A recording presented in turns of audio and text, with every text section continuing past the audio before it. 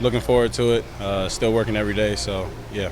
Did you have a good sense of where you were at throughout fall camp? A lot of your teammates were always just kind of, hey, it's AB's job. He's the guy. Did you get a good feel that that's where you were at throughout camp? I wasn't really trying to focus on it, more trying to focus on day-to-day reps and what I can do for my teammates and stuff. So that was really that. Thoughts on Fresno State? They're a really good team. Very high motor on defense. They have some very active players, and we just got to attack every day and get ready for them. Where are you seeing the most growth of some of the younger quarterbacks behind you? I mean, it seems like they've played well all fall camp. The most growth I've seen is not making the same mistake twice, which is huge, especially at a young age. A lot of people make these mistakes and they keep returning to them. And that's something that I've seen out of them that is really good. So.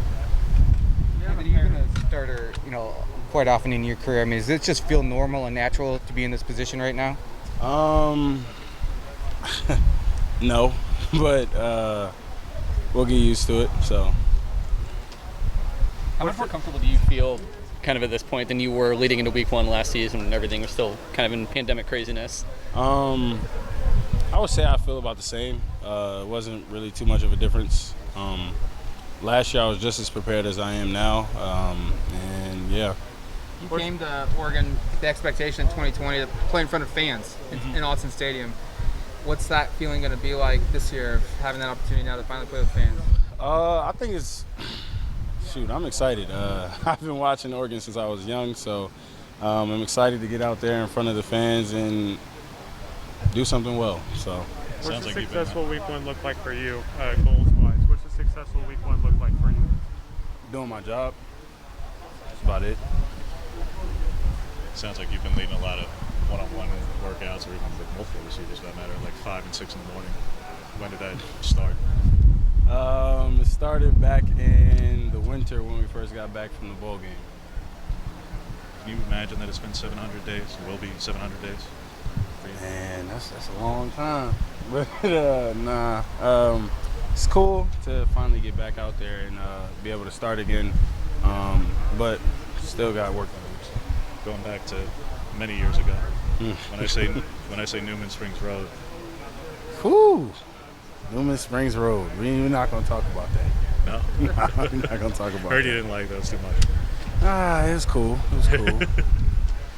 You had two freshmen on the organizational chart that are projected to start in Troy Franklin and Maliki. Just what have those two guys done throughout fall camp to earn that spot, you feel like? They have been very impressive. They've been playing really well. They've been on top of their game. And they've just been standing out and doing things that normal freshmen don't usually do. So I'm excited for them, and I think everybody else should be excited for them too. How much does a full fall camp help with just chemistry perspective with you and some of the wideouts there? Sheesh. Man, it gives you a sense of normality. And I think the full fall camp is an advantage for everybody. And as long as you take advantage of it, you should be successful in what you do in executing those certain things that you're working on. So You don't want to be thinking about the opposing pass rush as a quarterback, but when a team is as good at pass rush and disruptive as they are, just what have you seen on film in terms of the challenge that they present in that regard? Very, very fast, very strong, and they're physical. They play physical every down, and that was something that I saw off their week one tape, and we just got to get ready for them and work at it. So. How has your training and preparation evolved from like early points in your career and getting you ready for like week one to what it is now? I would say it's more focused, more detailed. Knowing what I'm looking for, knowing what I'm looking to go watch, knowing what I'm working on is the the biggest difference from when I was younger to now. So I would just say just a more detailed approach. I know during the spring and then the summer you guys were doing some like biometric and like sports science sort of things with Nate Costa. How into that like are you in terms of like numbers and like how have you been able to use that to kind of take advantage of what's available? I would say I'm less into the numbers as I am into where my power and stuff is coming from, so I can learn how to equalize all of that.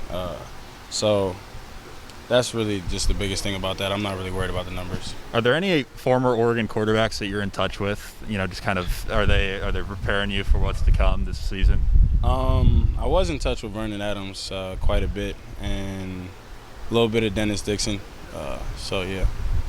The offensive identity is clearly going to change quite a bit. One could argue for any number of reasons it wasn't even necessarily established last season. Short season, CJ going down, all that stuff.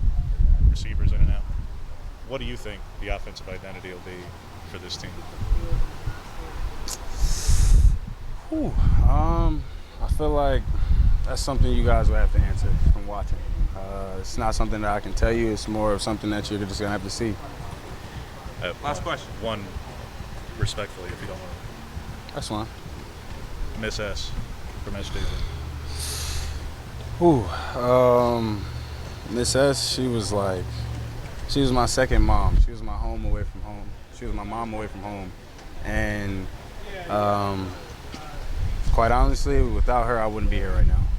So she's a really big piece into my journey, and I appreciate her. I appreciate her daughter Stacy and her husband for everything. And just I hope they see this, because I just want them to know that I love them, and I hope she's still watching down on them. So, All right. Thanks, AB.